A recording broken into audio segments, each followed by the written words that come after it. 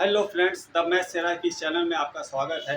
आज मैं आपके सामने कुछ सवाल आया हूँ जो अलग अलग चैप्टर से हैं और सभी एक क्वेश्चंस जो हैं वो किसी न किसी एग्जाम में पूछे गए हैं और ये सभी लेटेस्ट क्वेश्चन हैं और ये 10 क्वेश्चंस मैं आज आपको कुल करवाने वाला हूँ।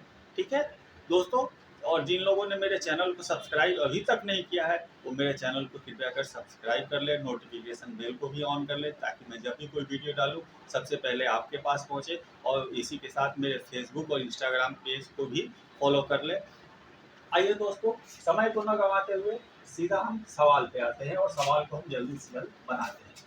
4 पुरुष और 5 महिलाएं किसी कार्य को 15 दिन में तथा 9 पुरुष तथा 6 महिलाएं उसी कार्य को 10 दिनों में पूरा करते हैं, तो उसी कार्य को 7 दिनों में पूरा करने के लिए 4 पुरुषों के साथ कितनी महिलाओं को काम पर लगाना होगा।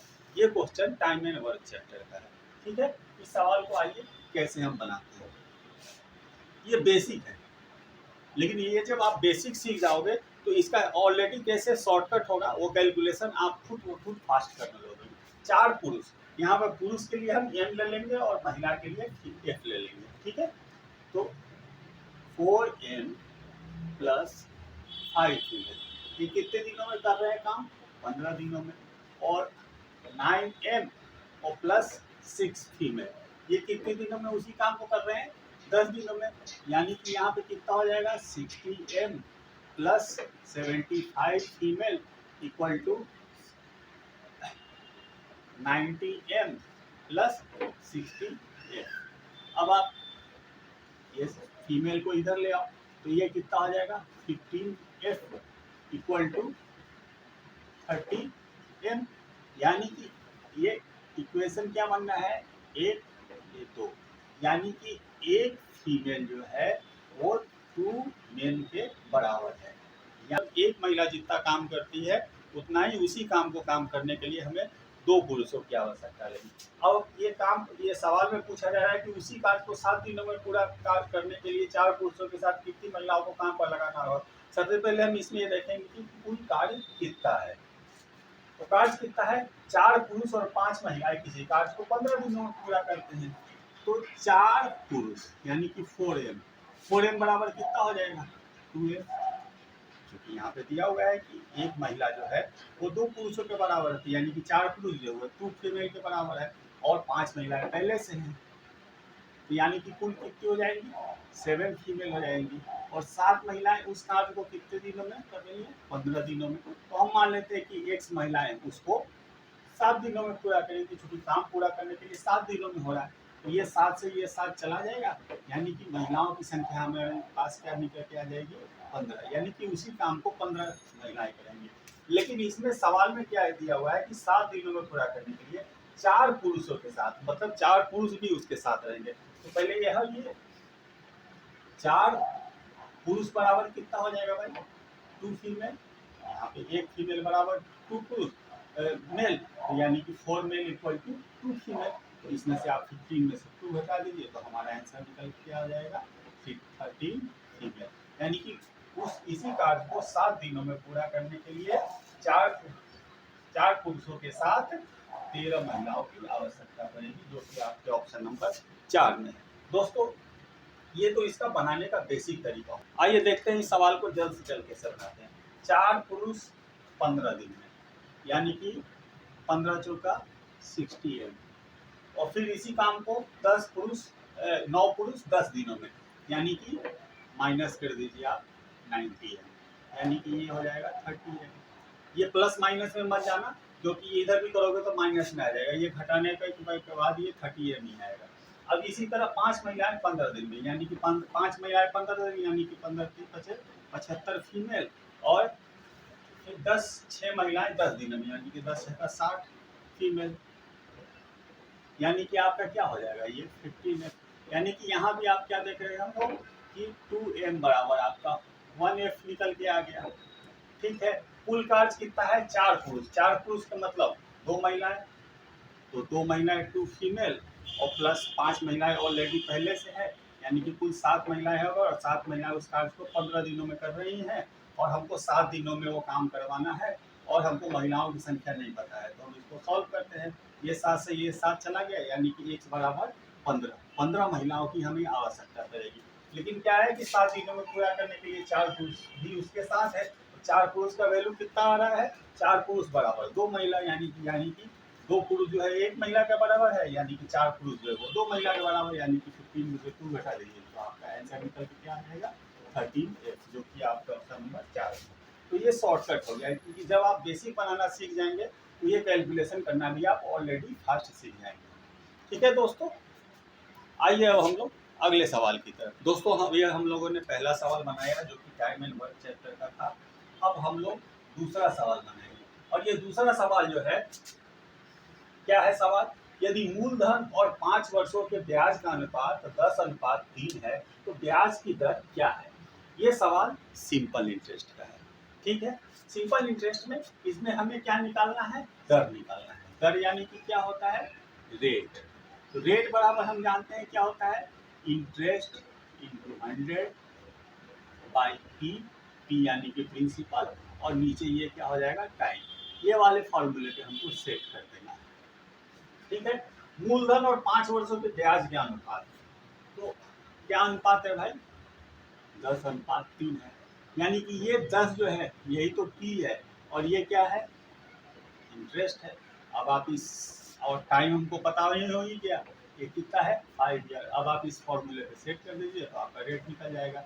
इंटरेस्ट कितना है 3 इंटू 100 की कितना हो गया 10, और टी कितना हो गया 5, ये 10 × 5 = 50, 50 × 2 = 100, यानी कि 3 × 3 × 2 = 6, यानी कि इसका सही उत्तर जो है वो ऑप्शन नंबर 2 है, यानी कि इसका आंसर जो है 6% जो है वो राइट है। तो दोस्तों ये हम लोगों ने दूसरा सवाल कर लिया। आइए अब तीसरा सवाल। आइए दोस्तों तीसरा सवाल। तीसरा सवाल क्या है कि ए, बी और सी के कार्य की क्षमता का अनुपात 2:5:3 है, और एक साथ मिलकर काम करते हुए वे तीनों किसी कार्य को 12 दिनों में पूरा करते हैं, तो ए अकेला उस कार्य के 30% भाग को कितने दिनों में पूरा करेगा। ये भी क्वेश्चन टाइम एंड वर्क का चैप्टर है, क्वेश्चन है, और ये क्षमता पे आधारित क्वेश्चन है, और ये एग्जाम में अक्सर हाँ पूछता है। क्षमता पे आधारित क्वेश्चन लगभग हर एक पहले दूसरे एग्जाम किसी में भी पूछ देता है, ये बैंक हो, एसएससी हो, रेलवे हो, किसी में। तो ये कुछ नहीं है, सवाल बहुत आसान रहता है, ये क्षमता वाले सवाल। ए, बी, सी, इन तीनों की क्षमता का अनुपात क्या है 2:5:3। ठीक है, यानी कि इन तीनों की क्षमता का योगफल कितना हो जाएगा। क्षमता मतलब क्या हुआ कि भाई कोई काम है, मान लो 10 काम है, ठीक है, और उस 10 काम को यदि मैं 5 दिनों में पूरा कर रहा हूँ, यानी कि मैं पर डे अगर 10 को मैं 5 से डिवाइड करूँ तो क्या आएगा 2, यानी कि मेरी क्षमता कितनी हो गई 2 हो गई। यानी कि मैं अगर 5 दिन तक अगर लगातार 2 काम करूँ, डेली 2 काम करूँ, तो यानी कि मैं उस 10 काम को 5 दिनों में पूरा कर लूँगा। यानी कि पर डे अगर मैं 2 काम करूँ तो 2 × 5 कितना हो जाएगा 10, यानी कि हमारी क्षमता जो है वो 2 हो गई। उसी तरह ए, बी और सी की क्षमता कितनी है 2 और 5 और 3 के अनुपात में, यानी कि इन तीनों की कुल क्षमता कितनी हो गई 5, 3, 8 और 2 10, और ये तीनों किसी कार्य को 12 दिन में पूरा करते हैं। तो 10 की क्षमता के साथ वे 12 दिन में पूरा करते हैं, यानी कि कुल कार्य ये कितना हो जाएगा 120, ये आपका क्या निकल आ गया, ये कुल कार्य आ गया। ठीक है, अब सवाल में क्या पूछ रहा है, ये अकेला उस कार्य के 30% भाग, यानी कि 120 का 30%, 120 का 30% कितना आएगा 36 आएगा। ये निकालने की जरूरत नहीं है, ये आप ऐसे ही मन में कैलकुलेशन करके निकाल सकते हो। ठीक है, और इसी 36 काम को ए कितने दिनों में पूरा करेगा। भाई ए की क्षमता कितनी है 2 है, यानी कि 2 से इसको डिवाइड कर दीजिए तो हमारा आंसर कितना निकल के आ जाएगा 18 डेज, यानी कि ये उस काम को 18 दिन में पूरा करेगा, जो कि आपके ऑप्शन नंबर 4 है। दोस्तों ये 3 सवाल हमने किए अभी, अभी और कुछ और सवाल करें। दोस्तों अभी हम लोगों ने 3 सवाल किए हैं, 3 सवाल और करते हैं। चौथा सवाल क्या है कि 2 नल पी तथा क्यू एक टंकी को 24 घंटे तथा 18 घंटे में भर सकती है। यदि दोनों नल को 11 AM मतलब 11 बजे सुबह खोल दिया जाए तो ठीक 2 AM का मतलब क्या होगा, रात के 12 बजे बाद वाला 2 बजे। ठीक है, दिन का 2 बजे नहीं होगा, अगर दिन का 2 बजे होता तो 2 PM होता। तो 2 AM पे टंकी को पूरा भरने के लिए P को कितने बजे बंद कर देना चाहिए। ये क्वेश्चन जो है ये पाइपलाइन सिस्टम्स का है और ये क्वेश्चन को हम लोग बनाते हैं। चौथा क्वेश्चन, दो नल कौन सा है, एक P है एक Q है। P कितनी देर में भरता है, 24 घंटे में, और Q भाई कितने देर में भर रहा है, 18। इन दोनों का एलसीएम कितना हो जाएगा, 72। यानी कि P की क्षमता आ जाएगी 24×72 और Q की क्षमता आ जाएगी 18×72। अब क्या सवाल में क्या दे रहा है कि दोनों नल को 11 AM पर खोल दिया गया और ठीक 2 AM पर टंकी को पूरा भरने के लिए P को कितने बजे बंद करना है। P को बंद करना है, Q को नहीं बंद करना है। तो ये पहले हम देख लेते हैं कि 11 AM टू 2 AM ये कुल कितना आवर होता है। तो 11 से 11 घंटा, ये 12 घंटा हो गया, और 12 और ये 3 ये, यानी कि ये 15 आवर हो गया। यानी कि आपका क्या आ रहा है, ये 11 AM से 2 AM के बीच में ये 15 घंटे हो जाए। यानी कि नल Q जो है वो पूरे 15 घंटे काम कर चलेगी। तो ये 15 घंटे में इसकी क्षमता कितनी है, 4 है, यानी कि 15 चौका 60। इसमें से आप 60 घटा लीजिए तो ये बचा हुआ भाग कौन सा है, 12। और यही 12 भाग जो है ये P भर दिया होगा, और वो कितने देर में भरा होगा वो भी पता पड़ जाएगा कि P की क्षमता कितनी है, 3 है, यानी कि 3 से ये 4 गए, यानी कि वो 4 घंटे में उसने ये भर दिया हो गया। अब ये क्या हो रहा है कि दोनों नल 11 बजे खुला है, तो 11 बजे जब खुला है और 4 घंटे के बाद P बंद हुआ होगा, तो 11 AM में अगर आप +4 करेंगे तो कितना हो जाएगा, 3 PM। 11×4 15 PM हो जाएगा, और 15 PM को हम 3 PM लिख सकते हैं, यानी कि ठीक 3 बजे ये बंद हो गया। यानी कि इसका सही उत्तर ऑप्शन नंबर 3 में है।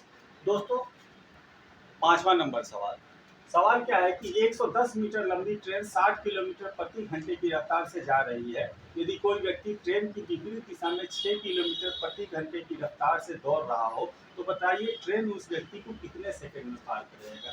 ये सवाल जो है ये टाइम एंड डिस्टेंस का है, और टाइम एंड डिस्टेंस में भी क्या है, प्रॉब्लम बेस्ड ऑन ट्रेन, यानी कि ट्रेन से संबंधित आधारित प्रश्न है, और ये भी एग्जाम में पूछा गया है।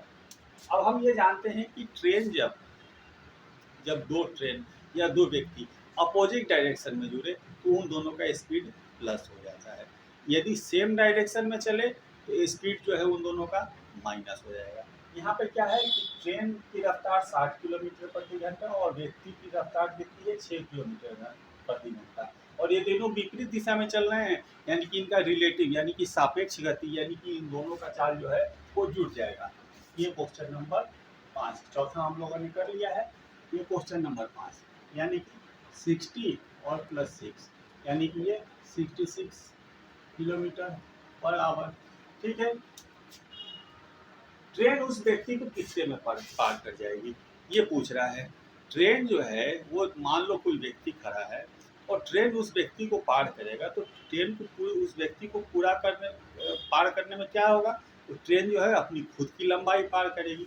यानी कि ये 110 मीटर जो लंबी ट्रेन है वो 66 रिलेटिव स्पीड हो गया है, और इसको पार करना है कितने को, 110। और चूंकि हमसे आंसर सेकंड में पूछा है तो इस किलोमीटर वाले चाल को मीटर प्रति सेकंड में बदल लेते हैं, यानी कि ये 5 है, 5/18 से हम मल्टीप्लाई करते हैं तो किलोमीटर मीटर प्रति सेकंड में बदल जाता है, तो ये 18 ये ऊपर चला जाएगा।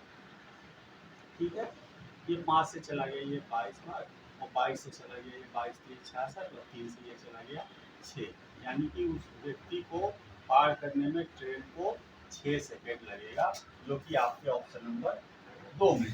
आइए दोस्तों हम लोग छठा नंबर सवाल बनाते हैं। आइए छठा नंबर सवाल क्या है कि जब 2500 रुपया प्रति वर्ष साधारण ब्याज की दर पर 8 वर्ष में 3725 रुपया हो जाती है तो प्रति वर्ष साधारण ब्याज की दर क्या है। ये जैसे क्वेश्चन साधारण ब्याज का है, क्वेश्चन नंबर 6, 2500 रुपया 3725 रुपया, यानी कि 2500 रुपया मूलधन है और ये 3725 रुपया ये क्या विसर्जन है, और ये 8 वर्षों में हो जाता है, यानी कि कुल ब्याज उसको कितना मिलेगा, 3725 में से आप 2500 घटा दीजिए तो ये आपका क्या आ जाएगा, 1225। आपको रेट निकालना है, रेट बराबर हम जानते हैं कि interest into 100 divided by P into T. तो आपका इंटरेस्ट कितना है 1225 इंटू 100, ये 2500 और टी की जगह पर ये 8 कर दो। ये 100 से ये चला जाएगा 25 बार, और ये 25 से इसको करोगे तो कितना हो जाएगा 25 चौका 100, 25 नमा 225 यानी कि 49/8। और इसको आप करेंगे तो ये 8 छः 48, एक तो 10 हम हो जाएगा 8 1 8 2 16 8 5 40 यानी कि 6.125 इसका सही आंसर आ रहा है। या ये तीसरा नंबर, यानी कि इसका आंसर सही जो उत्तर है वो 6.125% इसका सही उत्तर है। दोस्तों हम लोगों ने 6 एग्जाम्पल देखे, 4 दोस्तों आप लोगों को मैंने 6 एग्जाम्पल करवाए, 4 एग्जाम्पल और फटाफट करते हैं। 7वां एग्जाम्पल, ये भी सवाल जो है ये टाइम एंड वर्क का है। सवाल क्या है कि पी और क्यू एक काम को क्रमशः 15 दिनों तथा 10 दिनों में पूरा करते हैं। उन्होंने एक साथ कार्य शुरू किया, लेकिन 2 दिन के बाद क्यू ने काम छोड़ दिया और शेष काम पी ने पूरा किया। तो पूरा काम कितने दिनों में पूरा हुआ? 7वां क्वेश्चन, पी कितने दिनों में कर रहा है 15 दिनों में, क्यू कितने दिनों में कर रहा है 10 दिनों में। इन दोनों का एलसीएम कितना हो जाएगा 30, और पी की इफिशियंसी 15 दूना 30 और क्यू की 3। अब क्या हुआ है कि उन्होंने एक साथ काम शुरू किया, लेकिन 2 दिन बाद क्यू ने काम छोड़ दिया, यानी कि 2 दिन तक तो काम पी और क्यू ने दोनों ने किया, यानी कि इन दोनों की क्षमता कितनी हो जाएगी 3 और 2 5 और 5, और इन लोगों ने कितने दिन तक काम किया साथ में 2, यानी कि 5 दूनी 10, यानी कि अब शेष काम कितना बचा हुआ है 10, और यही शेष काम जो 20 काम है ये काम पी को पूरा कर रहा है, और पी की क्षमता कितनी है 2 है, तो ये 2 से इसको करेंगे तो ये 10 हो जाएगी, यानी कि 10 दिन तो 20 काम को करने में पी को लग गया, और 2 दिन पहले से भी काम हुआ है, यानी कि कुल काम जो है वो 12 दिनों में पूरा होगा, जो कि आपके ऑप्शन नंबर 1 में है। मेरे ख्याल से दोस्तों आप लोगों को ये सवाल समझ में आ गया होगा। अब हम ये 8वां क्वेश्चन देखते हैं। ये क्वेश्चन जो है ये एवरेज क्वेश्चन चैप्टर का क्वेश्चन है। सवाल क्या है कि 27 पारियों के लिए किसी बल्लेबाज का औसत 47 रन है, ठीक है। एक पारी में उसका उच्चतम स्कोर न्यूनतम स्कोर से 57 रन अधिक है। ये 8वां सवाल हम देख लेते हैं। हम मान लेते हैं कि उसका न्यूनतम स्कोर x है, तो अधिकतम स्कोर कितना हो जाएगा x प्लस कितना 157 रन अधिक है। ये तो हो गया एक। 27 पारियों के लिए उसका बल्लेबाजी औसत कितना है 47 रन, तो 27 इंटू 47 करेंगे तो कितना हो जाएगा 27 सत्ते 189, 18 27 चौका 8 100, यानी कि ये 126 हो जाएगा। और ये 2 पारी को छोड़कर उसका औसत 42 रन है, कि 27 में से ये 2 पारी को घटा देंगे, यानी कि 25 पारी, यानी कि 25 पारियों का उसका औसत 42 है।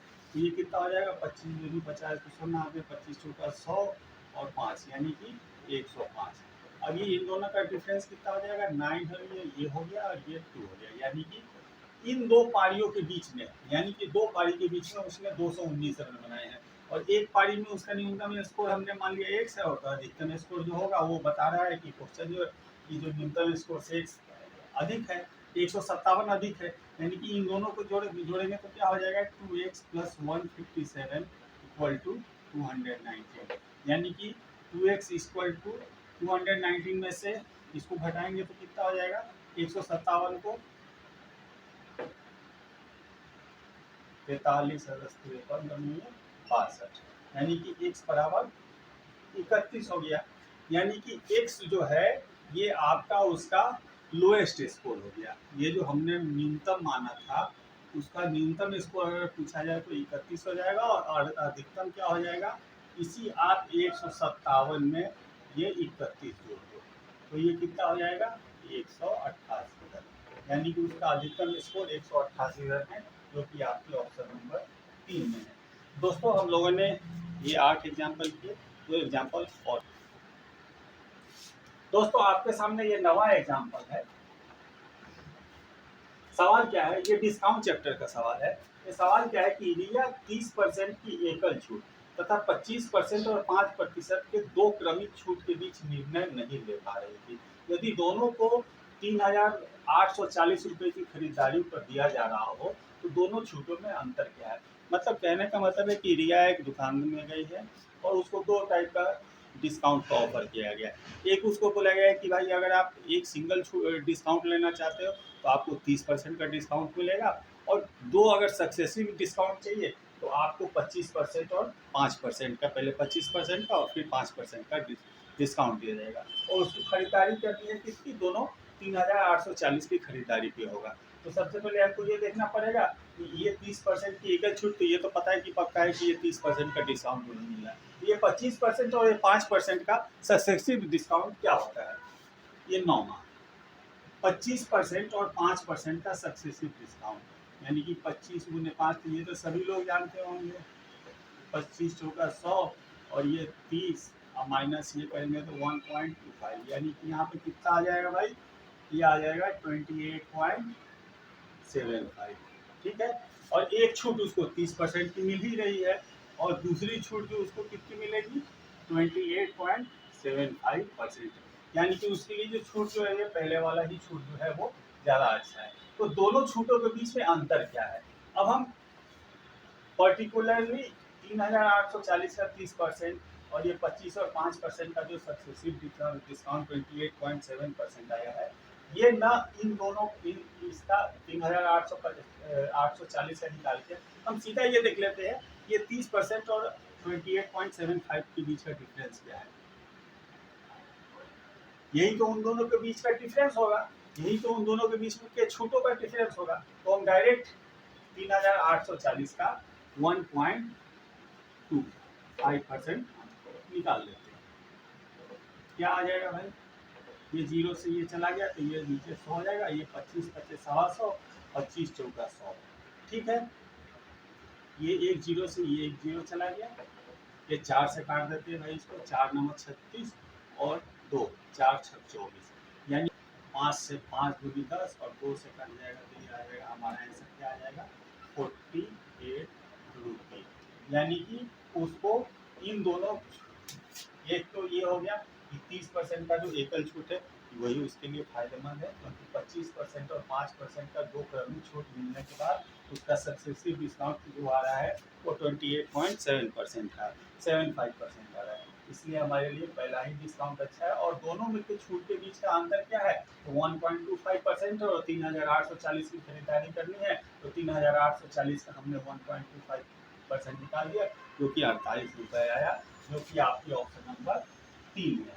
इसका सही उत्तर ऑप्शन नंबर 3 है।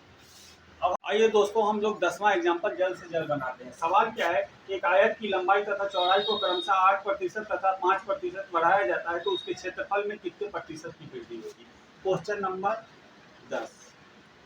ठीक है, आयत का क्षेत्रफल मतलब एरिया ऑफ रेक्टेंगल, ये क्या होता है L इंटू बी, मतलब लेंथ इंटू ब्रेथ, यानी कि लंबाई गुने चौड़ाई। अब उसका ओल्ड क्या है एरिया और न्यू एरिया क्या है, और यहाँ पे हम L और यहाँ पे बी लिख देते हैं। ठीक है, लंबाई को कितना बढ़ाया गया है 8%, 8% प्लस 8% की वृद्धि का मतलब क्या हो जाएगा कि 8/100, इसको फ्रैक्शन के रूप में लिख सकते हैं, 4 गुनी 8 के 25, यानी कि उसका पुराना जो लंबाई यदि 25 होगा तो उसमें ये 2 की वृद्धि हो जाएगी, यानी कि नया जो है उसका 27 हो जाएगा। उसी तरह ये एल था और उसी तरह ये ब्रेड, यानी कि ब्रेड में कितना हो रहा है +5%, यानी 5% को 1/20 लिख सकते हैं हम, यानी कि उसका पुराना 20 होगा तो नया कितना हो जाएगा ये +1, यानी कि 21। अब हम जानते हैं कि नया क्षेत्रफल और पुराना क्षेत्रफल, तो उसका ये जानते हैं कि आयत का क्षेत्रफल L इंटू बी होता है, तो हम इन दोनों को, तो उसका पुराना क्षेत्रफल कितना हो रहा है 25 दूनी 50, यानी कि ये 500, और 27 से 21 में करेंगे तो ये कितना आ जाएगा भाई 27 के साथ 27 गुना 54 और 2 56, यानी कि 567 रुपये की वृद्धि हो रही है, यानी कि 500 इंटू 100, ये 100 से ये 5 बार चला गया और ये 5 से इसको काटेंगे तो 5 से 13 और 2, यानी कि 13.5 4% की उसकी नए क्षेत्रफल में वृद्धि हो जाएगी, जो कि आपके ऑप्शन नंबर 1 में है।